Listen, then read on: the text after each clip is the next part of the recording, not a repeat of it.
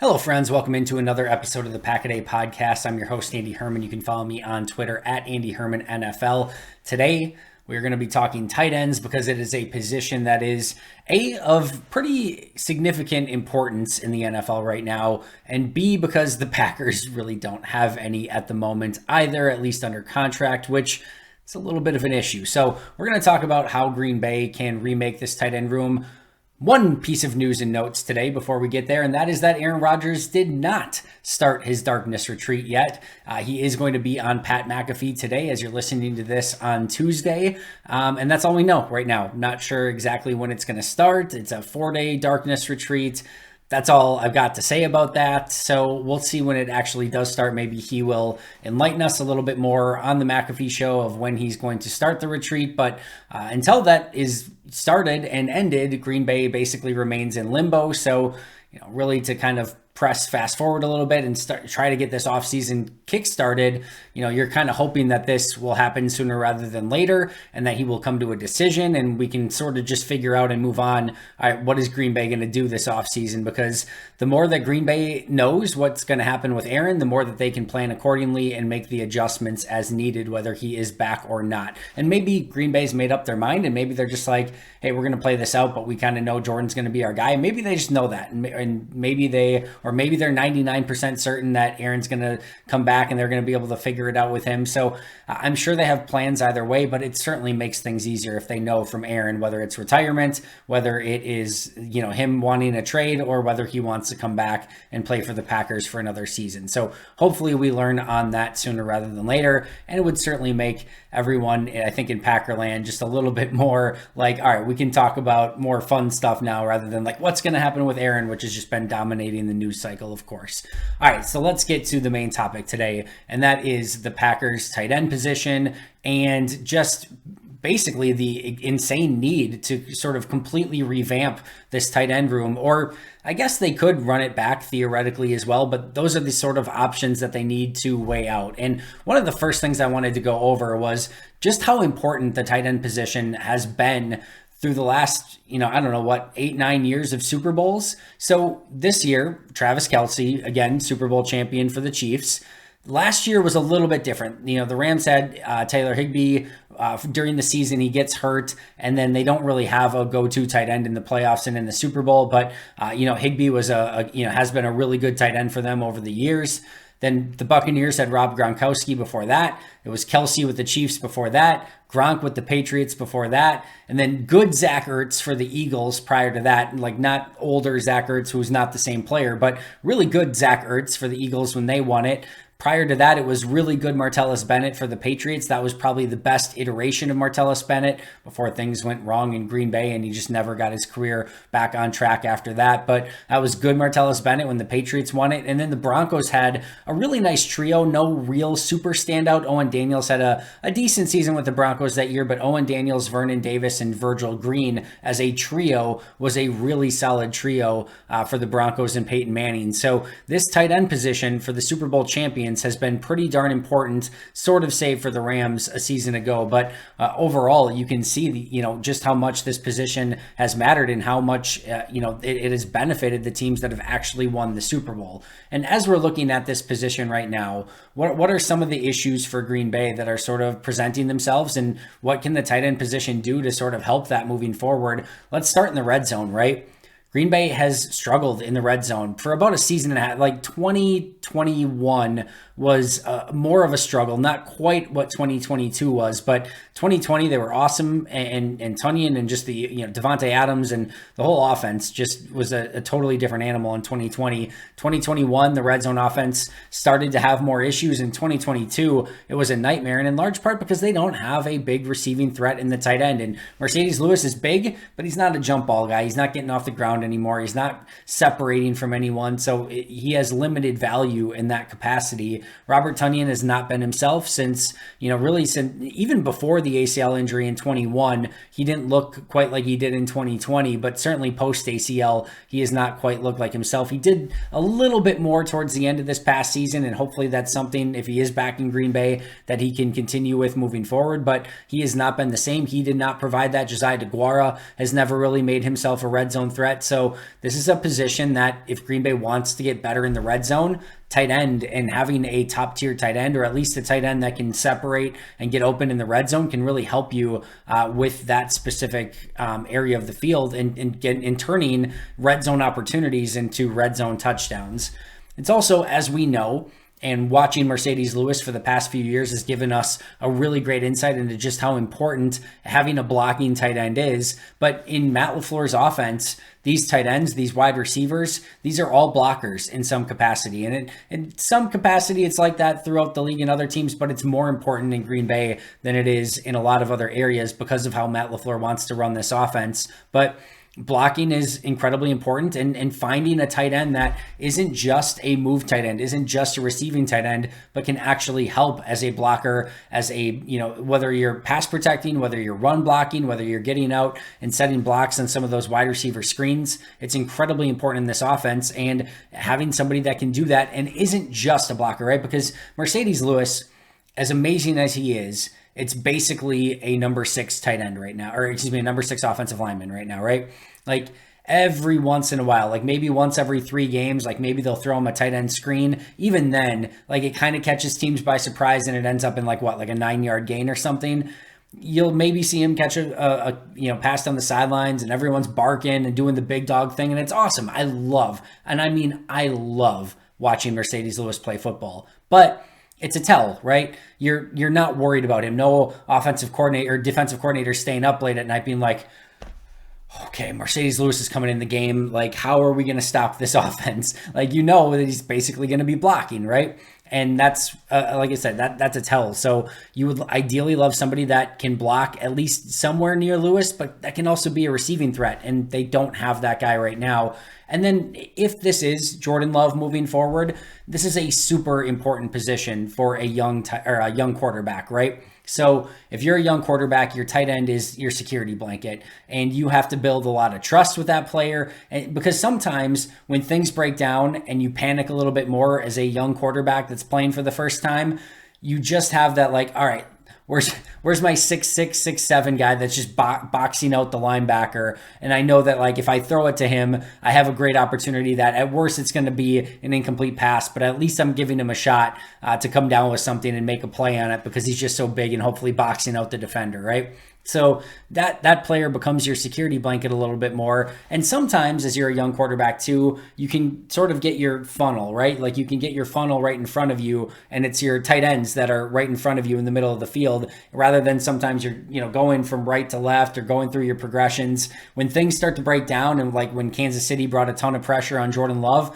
if you've got that security blanket in the middle of the field that you trust and you can get him an opportunity to go up and catch the ball, it just gives you a different sort of weapon as a quarterback and just gives you a different level of trust, a different level of security. And it's just a very important position for a young quarterback if this ultimately does end up being Jordan Love that's at the helm this upcoming season. How I like to look for tight ends, if I were to build out an ideal roster of tight ends, we always talk about a wide receiver group being like an NBA lineup, right? You've got your smaller, shiftier point guard. You've got your guy that can do a little bit of everything as your shooting guard. You've got your bigger wings. You've got your power forward who can box people out. Like you're sort of building an NBA roster when you're building a wide receiver room. You want all different shapes and sizes and skill sets that can give you a little bit of a different flavor as you're going about your game planning, right? Well, tight end is a little bit similar in the fact that if I'm building out a tight end room, what I want is what I consider like my everything tight end. And usually this is a tight end that's not great at blocking. They're not great at receiving, but they're good at everything. I think TJ Hawkinson for the Vikings right now is actually a pretty darn good example of your everything tight end. And he's not like George Kittle would be probably the best version of your everything tight end. Travis Kelce, a phenomenal receiving tight end, a little bit less as a blocker, but he's certainly not terrible either. But like George Kittle would be your your ultimate everything tight end. Really good blocker, really good receiver. He's not Travis Kelce as a receiver. He's not, top end Shannon Sharp or Tony Gonzalez as a receiver, but he's really freaking good. And he's a really, really good blocker as well. Maybe not quite Mercedes Lewis as an overall blocker, but like a phenomenal blocker. So like George Kittle to me is like your ultimate everything tight end. If you can get somebody like that, that would be, but even if it's not a top end George Kittle, but if you can get somebody who can be a good enough blocking tight end, a good enough receiving tight end, and just do a little bit of everything, that's sort of your 1A guy. And then I kind of want to have my blocking tight end, my Mercedes Lewis. I want to have a little bit more of a receiving tight end option that can maybe give me a little bit more from a pass catching standpoint. I can basically use him as a big slot receiver. Jermichael Finley was a great example of more of like your just pure receiving tight end, right? He's basically a big wide receiver. He can do a little bit as a blocker, but if we're being real, he's just a really big athletic wide receiver that can go up and make plays, right? That's sort of your receiving tight end. And then I've got kind of my H-back, fullback, my Josiah DeGuara type, whether Kyle Juszczyk, someone like that. That would be if I were building out my ideal tight end room. I want my everything. I want my blocking. I want my receiving. I want my H-back / fullback. That would be, if I could have everything that I wanted at the tight end position, that would be like the perfect 4 that I could build out. So what does Green Bay actually have right now? They've got the 4th one on that list, right? That H-back, fullback, sort of hybrid option in Josiah DeGuara. That's what they got. Tyler Davis is a restricted free agent. If they were to put a right of first refusal tender on Tyler Davis, it would be a 1-year, $2.63 million deal that his agent would literally sprint to the nearest fax machine or, get that signed as quickly as possible. There is no chance that Green Bay is signing him to that deal. So he will ultimately become an unrestricted free agent. I think it's possible that Green Bay gets him back on a minimum type of deal to compete in training camp, but you're not making any offseason decisions based on Tyler Davis being back on the team, whether he is or isn't. And he could not be too, because he becomes a free agent. And I don't know how much Green Bay is going to go out of their way to make sure that he's back on the team. They have 2 guys that were on the practice squad to end the season. Austin Allen, who I actually really liked as an undrafted guy last year, but you're just not putting any eggs in that basket. If you get anything out of him, awesome. If not, no harm, no foul. And same thing with Nick Gugamis. So Austin Allen, Nick Gugamis, your flyer tight ends at the end of the roster. You've got Josiah DeGuara as your H-back, fullback sort of thing. And then you've got Tyler Davis, like I said, is probably going to be an unrestricted free agent when they don't give him a restricted free agent tender. And meanwhile, Robert Tonyan and Mercedes Lewis, both of their contracts void, which makes them unrestricted free agents as well. So you don't really have anything in that room besides the H-back, fullback, and Josiah DeGuara. And that's simply not enough at this point. And it's not like he is changing your world in that position either. So you've got kind of that number 3, number 4 guy, but everything else is totally up for grabs. So let's say Green Bay wanted to keep their same tight ends on the roster, and they're just like, you know what? We want to keep things status quo, especially if Aaron's coming back. We think Tonyan can take another step after, a year removed from his torn ACL. And then Mercedes Lewis, we know exactly what we're going to get as a blocking tight end in him. What would that do? Well, Spotrac says Robert Tonyan, from a estimated value standpoint, would get a 1-year, $5.1 million deal on the open market. Meanwhile, Mercedes Lewis, they didn't have a valuation for him, but these were his contracts as of late. 1 year, $2.1 million, 1 year, $2.1 million, 1 year, $2.25 million, and then 2 years, $5.9 million, which was just under $3 million per season. So if you're sort of playing this out, Mercedes Lewis probably gets the same contract that he's been getting. It's probably a 1 year, $3 million deal, right? That's probably what you're looking at if you were to bring Lewis back on some sort of free agent or some sort of 1 year contract, I should say. So Robert Tonyan, 1 year, $5 million. Mercedes Lewis, 1 year, $3 million. You probably add some void years on top of that to make it so that you're not paying him all of that, either of them, all of that in just the first season, and kicking the can down the road a little bit. But $8 million for, Tonyan and Lewis, it's workable. You can certainly do that. That's less than what your top tight ends are going to get. Your Gesicki's and, those type of players, your Evan Ingrams are probably going to get on a yearly basis, and you're going to have to guarantee a lot more money for the Gesicki's and the Evan Ingrams of the world. So not as good, but you can sort of platoon the Tonyan and Mercedes Lewis tandem again with Josiah DeGuara at the 3, and you could probably bring back exactly the same tight end group that you had a season ago. Issue being, hasn't been a very productive tight end group. And like I said, I love Mercedes Lewis. He has a very specific skill set that he brings to this team, and I think there's value there. I think DeGuara can be your number 3, 4 H-back, fullback type guy, your move guy. Like, I think there's some value there, but like Tonyan just hasn't been good enough as your number 1, and you're just not getting a ton of production over that position as a whole. And we've seen this movie, right? This movie only gets you so far at the tight end position. You go back to all of those tight ends that have won Super Bowls. And I know it's extremely difficult to find a Kelsey or a Gronk, but like you need at least, I think Dallas Goedert for the Eagles, Zach Ertz, for the Eagles when they actually won the Super Bowl, or having at least a good trio of tight ends like Owen Daniels and Vernon Davis and Virgil Green when the Broncos won it. Like, you just have to have a little bit more at that position. And right now, Green Bay needs to change something up. They need to find something more at that position. So what options are available for Green Bay to attack? Well, first of all, there are the top tier free agents, right? You have Mike Gesicki, Dalton Schultz, Evan Ingram, Austin Hooper, Hayden Hurst, and Foster Moreau as sort of your top tier tight ends that are on the free agent market. And clearly there's probably a distinction here between Gesicki, Schultz, Ingram, and maybe even Moreau in that list, and then probably a little bit of a tier down to Austin Hooper and Hayden Hurst. But those are your top tier tight ends. The issue, the top ones, Gesicki, Schultz, Ingram, Moreau, are going to cost a lot of money. We're talking probably $9 to $10 million per year on a 3-4 year deal with a lot of guaranteed money. And Green Bay's just not in a position. And when I did go through my offseason opportunities and what Green Bay could do and the blueprints and things like that, I do think there's an opportunity that Green Bay can go out and get like one big playmaker, whether that's at tight end or wide receiver. If Rodgers is back and they do go all in and use all those levers and pulleys to maneuver the salary cap a little bit, I think they can go out and get one of those guys. It's just like that's going to kind of be your one big move. And do you want to wrap that up in a guy like Mike Gesicki, who's a very risk reward tight end and hasn't performed very well in the NFL, at least in comparison to what you're probably going to be paying him and what he was drafted at. So to me, that's a very, very risky move. Something akin to probably like going out and getting Jimmy Graham, where it's like, yeah, he was a big name and he had some big seasons and but he wasn't the same guy, and he just doesn't really actually move the needle on your offense all that much at all.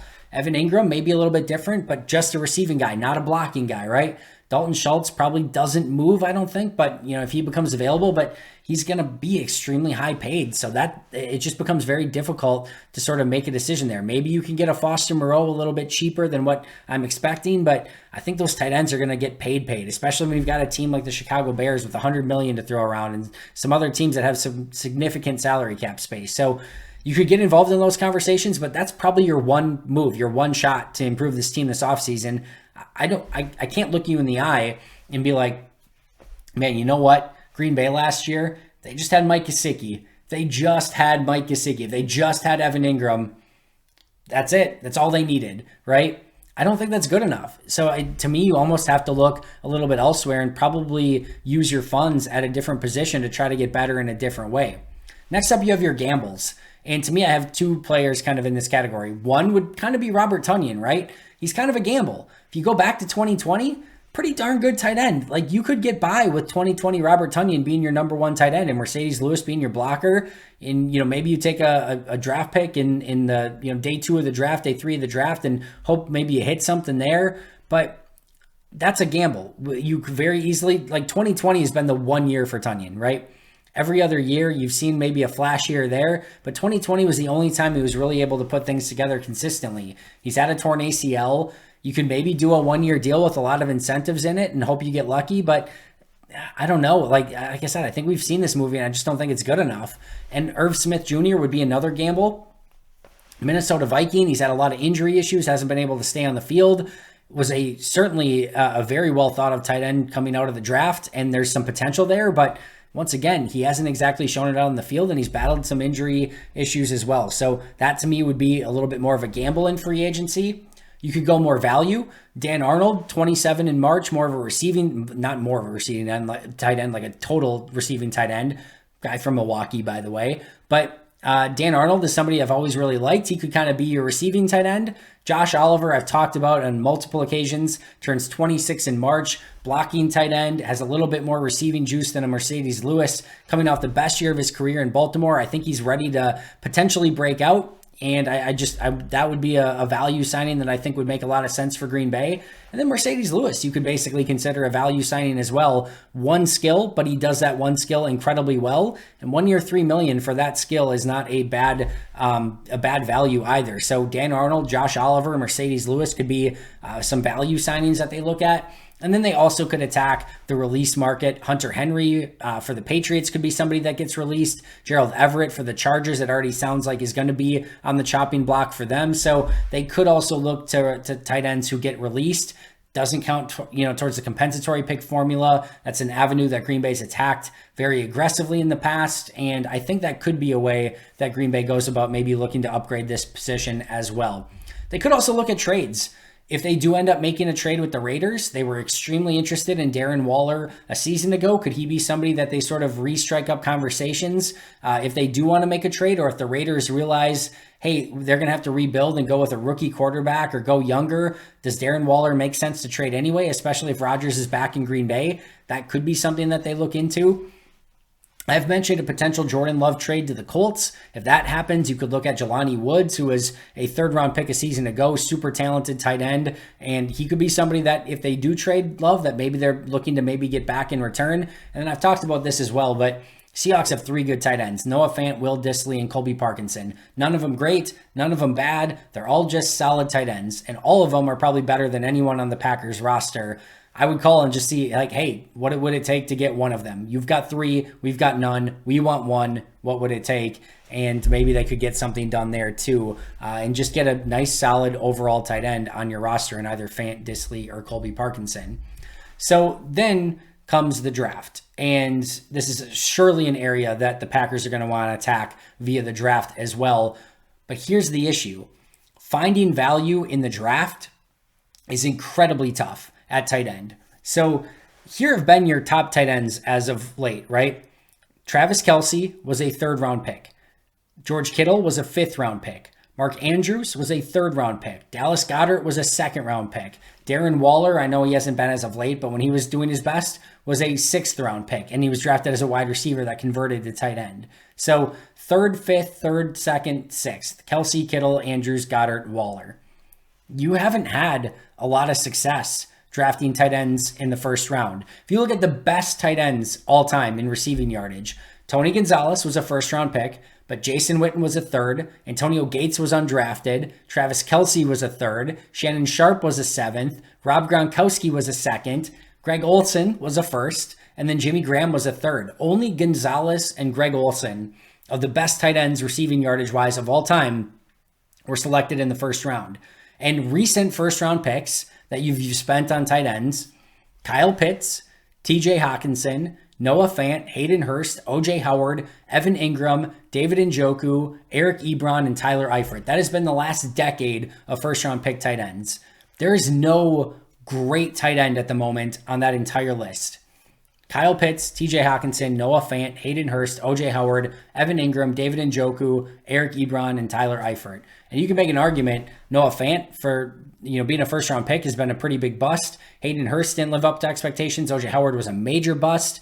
Evan Ingram, it took a little time, and it really wasn't until he moved to Jacksonville last year that we saw a little bit more of a breakout. David Njoku took 3 or 4 years and still not I wouldn't consider him a top-tier tight end. Eric Ebron was basically a bust. Tyler Eifert had some up and down years before he had some injuries. And then what I would consider TJ Hawkinson and Kyle Pitts, 2 of the best tight ends I have ever seen come out of college. It looked like Pitts was going to be one of the all-time great receiving tight ends. And he still could be. He's still young enough, right, that he still could absolutely be that. But the start to his career has been massively disappointing. Some injuries, some falling out of favor with Atlanta, and just not having the production that any of us expected out of him, being a top 10 tight end pick in the NFL draft. And then TJ Hawkinson, right?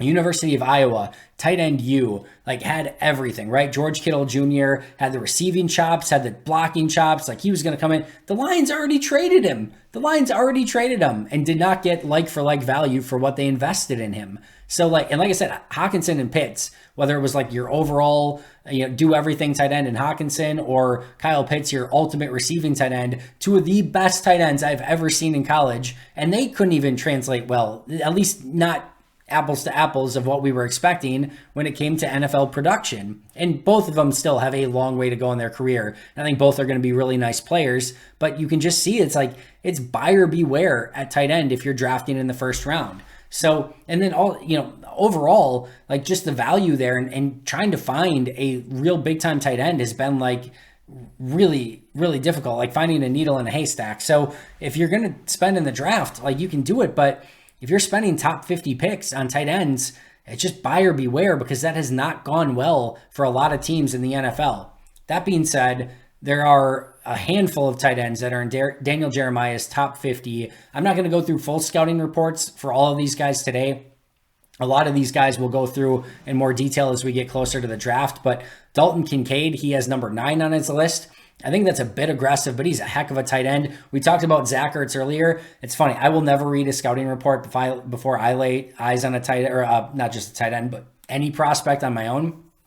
In my notes, when I watched Kincaid, I wrote down Zach Ertz, and then I read Jeremiah's blurb about him, and he said like a souped up Zach Ertz. Like he just gives that vibe big time. 6'4", 242, senior out of Utah. Really, really fun. I think he's going to be a great tight end. But like I said, buyer beware when you're picking potentially in top 20 at tight end. If you pick 15 on Dalton Kincaid, yeah, I think he can come in and help the offense right away. But don't expect the ROI at that position. It just hasn't shown itself very fondly in the NFL. Darnell Washington, we talked about Ertz being, or Kincaid being a souped up Zach Ertz. Darnell Washington is a souped up Mercedes Lewis. This guy looks like a superhero on the field. He doesn't look real. 6'7", 265, junior out of Georgia, big physical, 6th offensive lineman, but with much more receiving ability at this point than a Mercedes Lewis gives you, would fit perfectly in the Packers offense. Daniel Jeremiah has him at his number 17th overall player. Michael Mayer out of the University of Notre Dame, 6'4", 251 junior, more of your classic do-everything tight end. I kind of got a little bit of a Kyle Rudolph vibe from him, but he's a little bit more of a throwback. I don't think he's your ideal receiving tight end. Don't think he's your ideal blocking tight end, but he's that do-everything tight end. He can do a little bit of everything pretty darn well. Luke Musgrave and Dennis Allen, the rankings with 35 and 50 respectively on Daniel Jeremiah's boards. These are your thinner 6'6", 250 tight ends. I got a little bit of Jay Sternberger vibes from Davis Allen, and even actually from Luke Musgrave a little bit. I think both of these guys are taller. I think both of these guys are better athletes. I liked Musgrave, but he's your receiving tight end. Davis Allen is another receiving tight end, so not as much of your blocking tight end. That might be a little bit of an issue in the Matt LaFleur offense, but both are really fun players to watch. And then Sam Laporta, the guy that I really, really liked. He also comes from tight end U at the University of Iowa, 6'4", 249 senior. I think the value on him right now is great because I think he gotten a bigger role in college.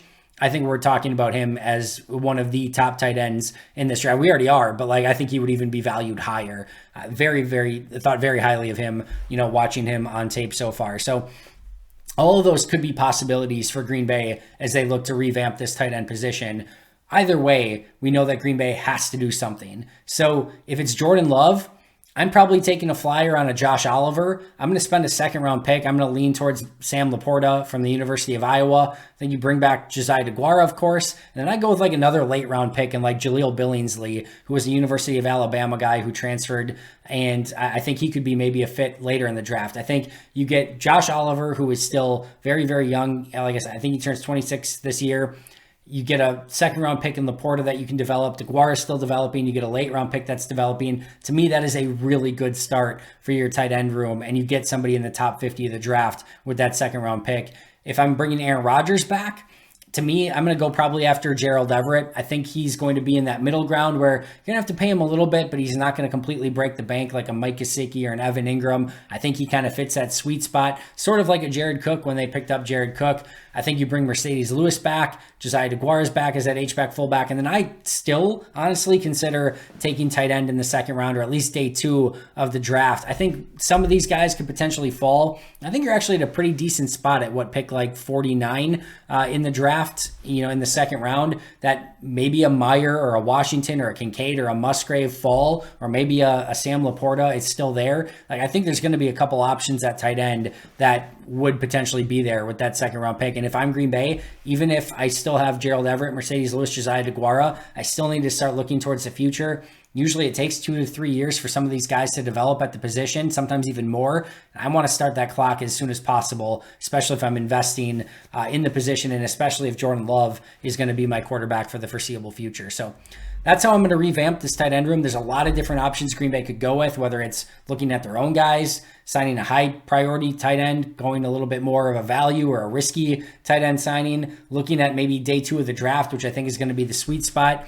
Either way, a lot of different options, and Green Bay is going to have to do a much better job of building this as a well-rounded tight end unit than they've done recently, and it's going to be a really, really important aspect, especially if Love's at quarterback, for a young quarterback to have that security blanket. But either way, they got to be better in the red zone. They need blocking tight ends. They need tight ends that can go out and actually run after the catch and have 50, 60, 70 catch seasons if needed. So they need to find somebody. I'm hopeful that they can do it this offseason. There's a lot of options out there. Hope you enjoyed this episode. I'll be right back here tomorrow. But until next time, and as always, go Pack Go.